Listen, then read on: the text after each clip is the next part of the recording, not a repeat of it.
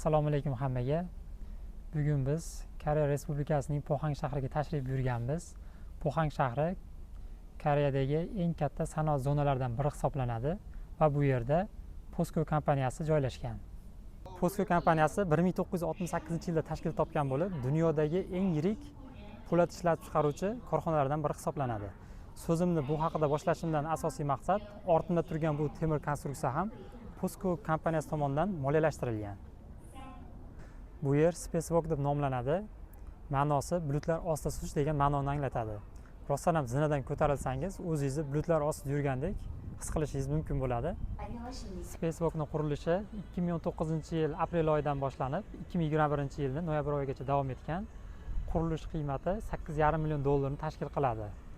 Qurilish jihatdan noodatiy uslubda qurilgan bo'lib, koreyslar va chet elliklarda eng ko'p tashrif buyuradigan joylardan biri hisoblanadi. Bu zinalarni qurish uchun muhandislar naqd 317 tonna po'lat ishlatishgan. Bu yer dengizga yaqin joylashganligi tufayli tuzdan kelib chiqadigan korroziyani oldini olish uchun eng sifatli po'lat ishlatilgan. Zinaning umumiy uzunligi 333 metr, kengligi 60 metr, uzunligi 57 metr, balandligi 25 metr. Zinalar soni esa 717 tani tashkil qiladi.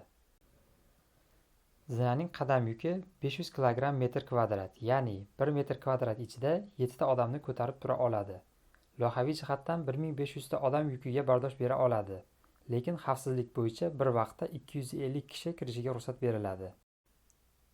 Zinalarning texnik imkoniyatlari haqida gapiradigan bo'lsak, umumiy og'irligi 317 tonna.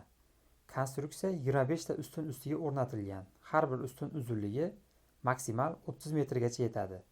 Poydevorlar ham mustahkam qurilgan va yer osti bog'lovchi nurlar orqali birlashtirib, mustahkamligi oshirilgan. Xavfsizlik va chidamlilik haqida gapiradigan bo'lsam, 80 metr sekund shamol va 6,5 magnitudali zilzilaga bardosh bera oladi.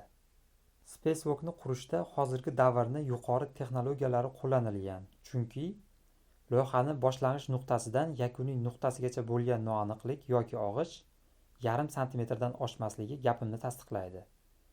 Bugungi beradigan ma'lumotlarim shulardan iborat edi. Meni kuzatishda davom eting.